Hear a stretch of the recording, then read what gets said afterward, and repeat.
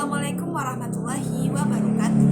Perkenalkan, nama saya Rasya Afidza Putri dengan NIM 19060024. Pada mata kuliah pengantar ekonomi pembangunan, saya akan menjelaskan mengenai pertemuan 11, yaitu perangkap keseimbangan tingkat rendah. Dibimbing oleh dosen Bapak Profesor Dr. Syamsul Amar, BMS. Pada kesempatan ini saya akan menjelaskan perangkap keseimbangan tingkat rendah. Baiklah, saya mulai. Teori Nelson. Nelson mengembangkan teori perangkap keseimbangan tingkat rendah bagi negara terbelakang. Pada mulanya, penduduk tumbuh secara cepat bersamaan dengan kenaikan pendapatan per kapita. Jika pertumbuhan penduduk mencapai batas fisik atas, ia akan mulai menurun bersamaan dengan kenaikan lebih daripada pendapatan per kapita. Menurut Nelson, penyakit ekonomi negara terbelakang diagnosa sebagai tingkat keseimbangan stabil pendapatan per kapita dengan kebutuhan biaya hidup. Keseimbangan tersebut, laju pertumbuhan dan investasi neto berada pada tingkat yang rendah. Usaha yang dilakukan untuk menaikkan tabungan tersebut dan serta investasi melalui pertumbuhan pendapatan nasional total dibuntuti oleh pertumbuhan penduduk yang tinggi yang mendorong balik pendapatan per kapita ke tingkat keseimbangan stabilnya. Nelson menyebutkan 4 kondisi, teknologi, dan sosial yang mendatangkan perangkat tersebut. Yang pertama, korelasi tinggi antara pendapatan per kapita dan laju pertumbuhan penduduk. Yang kedua, kecenderungan yang rendah untuk menggunakan pendapatan per kapita tambahan guna meningkatkan investasi per kapita. Yang ketiga, kekurangan lahan yang baik untuk ditanami. Dan yang keempat, metode produksi yang tidak efisien. Ada 2 faktor lainnya, yaitu kelambanan budaya serta ekonomi. Contohnya, kelambanan budaya menyebabkan kelemahan pada ekonomi maupun sebaliknya. Nelson memakai 3 macam hubungan untuk mengembangkan perangkap ekonomi pada tingkat pendapatan rendah. Yang pertama, pendapatan adalah fungsi dari persediaan modal tingkat pendapatan rendah tersebut. Yang kedua, investasi neto terdiri dari modal yang tercipta dari tabungan dalam bentuk tambahan pada persediaan alat dan perlengkapan sektor industri serta tambahan lahan baru pada luas lahan yang sedang diolah. Yang ketiga, dengan pendapatan per kapita rendah, perubahan jangka pendek, laju pertumbuhan penduduk merupakan akibat dari perubahan tingkat kematian dan akibat dari perubahan pendapatan per kapita, waktu pendapatan per kapita jauh di atas kebutuhan hidup. Kenaikan berikutnya, pendapatan per kapita tidak mempengaruhi adanya kematian. Baiklah, saya akan menunjukkan 3 grafik. Ada panel A, panel B, serta ada panel C. Baiklah, saya akan menjelaskan mengenai panel A terlebih dahulu. Panel A, Y per P berhubungan dengan tingkat pendapatan per kapita yang diukur dengan garis horizontal.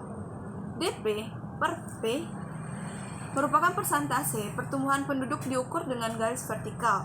Titik S di garis horizontal, di mana kurva pertumbuhan penduduk AP per P sama dengan pendapatan per kapita.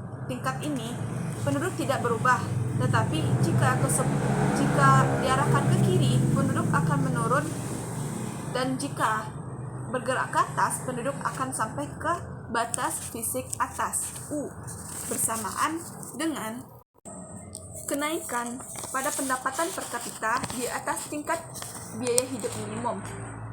Nah, yang kedua ialah panel B, DK per P adalah laju investasi per kapita berasal dari tabungan yang diukur pada garis vertikal. Kurva DK per P adalah kurva pertumbuhan investasi yang menghubungkan tingkat investasi per kapita dengan berbagai tingkat pendapatan per kapita. Kurva ini memotong garis horizontal X dan Y.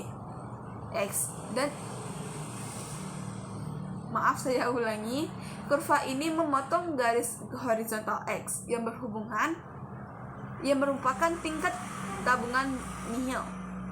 jika ke kiri dari titik tersebut, investasi negatif. Jika bergerak ke atas dari titik X, investasi per kapita naik melebihi batas fisik atas dari pertumbuhan penduduk yang ditunjukkan dari titik U yang ada pada panel A. Pada panel C, garis vertikal diukur pertumbuhan penduduk dan pertumbuhan pendapatan total, yaitu DY per Y, yang merupakan kurva pendapatan. DP per P merupakan kurva pertumbuhan penduduk di berbagai tingkat pendapatan per kapita. Titik S digambar agar sama dengan tingkat tabungan pendapatan nihil X, dan tingkat biaya hidup minimum dari pendapatan per kapita S aksen sama dengan S sama dengan X sama dengan S aksen. S merupakan titik perangkap keseimbangan tingkat rendah, titik tingkat pertumbuhan nihil di mana pertumbuhan pendapatan DY per Y sama dengan laju pertumbuhan penduduk, yaitu DP per P pada garis horizontal. Setiap kenaikan pendapatan per kapita yang melebihi S menyebabkan pertumbuhan penduduk menjadi lebih tinggi ketimbang pertumbuhan pendapatan, sehingga ekonomi terdorong balik ke S. Titik keseimbangan stabil untuk mengukur dari perangkap memerlukan suatu lompatan yang terputus melampaui pendapatan per kapita Y per P aksen. Agar tercapai titik keseimbangan tidak stabil baru, yaitu L.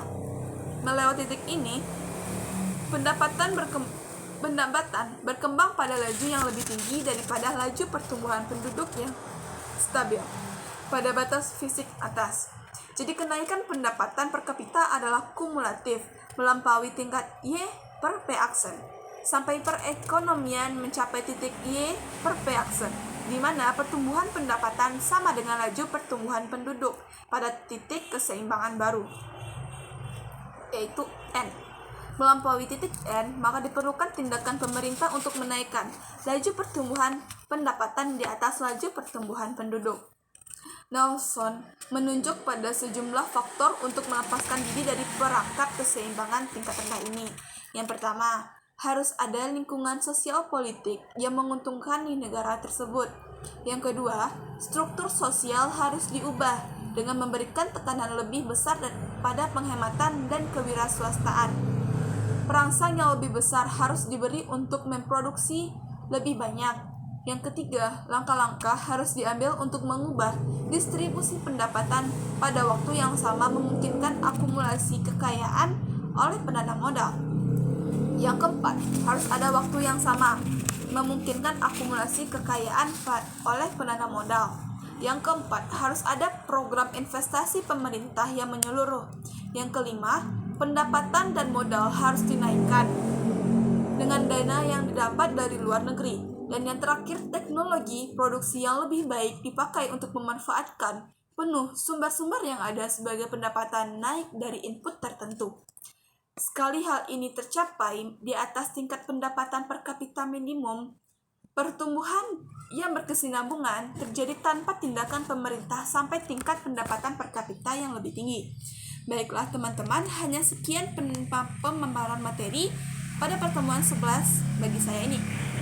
Apabila ada kesalahan mohon dimaafkan. Wabillahi taufiq wal hidayah. Wassalamualaikum warahmatullahi wabarakatuh.